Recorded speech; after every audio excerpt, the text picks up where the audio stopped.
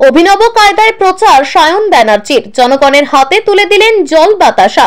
Calendar অনুযায়ী চলছে March মাসের শেষ সপ্তাহ। আবহাওয়ার খামখেয়ালিপনায় ভোরের দিকে ঠান্ডা হাওয়া বইছে, তবে দিনের বেলা কিন্তু মাথার ওপরেই থাকছে সূর্য।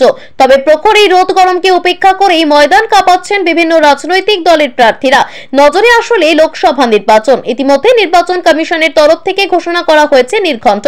লোকসভা নির্বাচনে রাজ্যের বিভিন্ন প্রান্তে প্রার্থী তালিকা ঘোষণা করে দিয়েছেন রাজনৈতিক নেতৃত্ব। ভোটের দিনক্ষণ যত এগিয়ে আসছে ততই কিন্তু প্রচার ময়দানে ঝড় তুলছেন বিভিন্ন রাজনৈতিক দলের প্রার্থীরা। শুক্রবার তমলুক লোকসভা কেন্দ্রের বিভিন্ন জায়গায় বিভিন্ন উপায়ে জনসংযোগ কর্মসূচি সারলেন বাম প্রার্থী সায়ন বন্দ্যোপাধ্যায়। হলদিয়ায় প্রচারে গিয়ে গরমে মাথা ঠান্ডা রাখার জন্য জনগণের হাতে তিনি তুলে দিলেন বাতাসা এবং জল। এরপর সংবাদ মাধ্যমের মুখোমুখি হয়ে তমলুক কেন্দ্রের সিপিআইএম প্রার্থী সায়ন বন্দ্যোপাধ্যায় বলেন, ভোটে দাঁড়িয়ে গরমে অনেকে নিজের জমিদারি ভাবছেন আর সাংবাদিকদের সঙ্গে খারাপ ব্যবহার করছেন। তাই আমি বলছি, গরমে বাতাসা ঠান্ডা জল খান, মাথা ঠান্ডা রাখুন। আর তাই আজ প্রচারে বেরিয়ে আমি হাতে বাতাসা এবং জল নিয়ে বেরিয়েছিলাম। সেটা নিজেও খেয়েছি, জনগণকেও খাইয়েছি। এরপরে কেন্দ্রীয় এবং রাজ্য সরকারকে তুলোধনা করলেন সিপিআইএম এর তমলুক লোকসভা কেন্দ্রের প্রার্থী তথা কলকাতা হাইকোর্টের আইনজীবী সায়ন বন্দ্যোপাধ্যায়। তার অভিযোগ, রাজ্যে দিদি আর কেন্দ্রের দাদার প্রতিনিধিরা লুটে পুটে খাচ্ছেন আম জনতাকে, চুরি করে বাঁচার জন্য এক দল থেকে ক্রমশ চলে যাচ্ছেন অন্য দলে। তবে কেবলমাত্র কিন্তু সায়ন বন্দ্যোপাধ্যায় নয়, শুক্রবার অভিনব কায়দায় ভোট প্রচার সারেন তমলুক লোকসভা কেন্দ্রের তৃণমূল প্রার্থী দেবাংশু ভট্টাচার্য।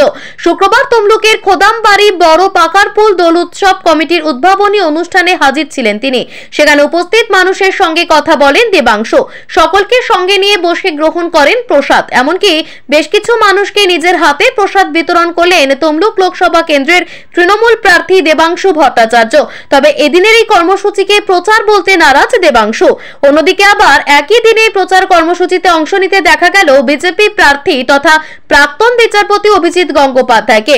শিল্প শহর হলদিয়ায় কখনো পায়ে হেঁটে, কখনো আবার বাইকে চড়ে প্রচারে বিজেপি প্রার্থীকে দেখা গেল সকাল থেকে বিকেল পর্যন্ত।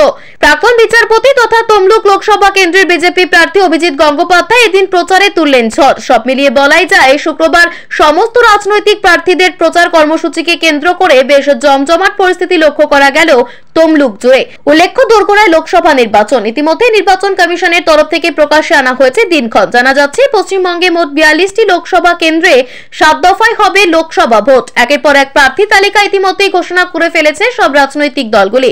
বঙ্গে ভোট প্রচারে এসে প্রার্থী তালিকা ঘোষণা করেন প্রধানমন্ত্রী নরেন্দ্র মোদী।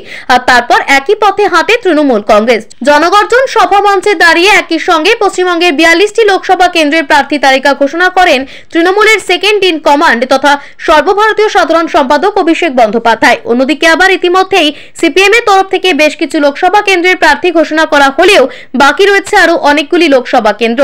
লোকসভা নির্বাচনকে কেন্দ্র করে একদিকে যেমন জোর প্রস্তুতি দেখা যাচ্ছে প্রশাসনিক মহলে, ঠিক তেমনি কোমর বেঁধে ভোট প্রচারে নেমে পড়েছেন রাজনৈতিক দলের প্রার্থীরা। বাতাসা খান, জল খান, মাথা ঠান্ডা রাখেন। প্রচন্ড গরম পড়েছে, মাথা গরম করে উল্টোপাল্টা বললে হবে না। আর আমরা ভোটে দাঁড়িয়েছি, আমরা যেন না নিজেদেরকে জমিদার মনে করি। আমরা কেউ জমিদার নই, আর জনগণ আমাদের চাকর নয়, সাংবাদিকরাও আমাদের চাকর নয়।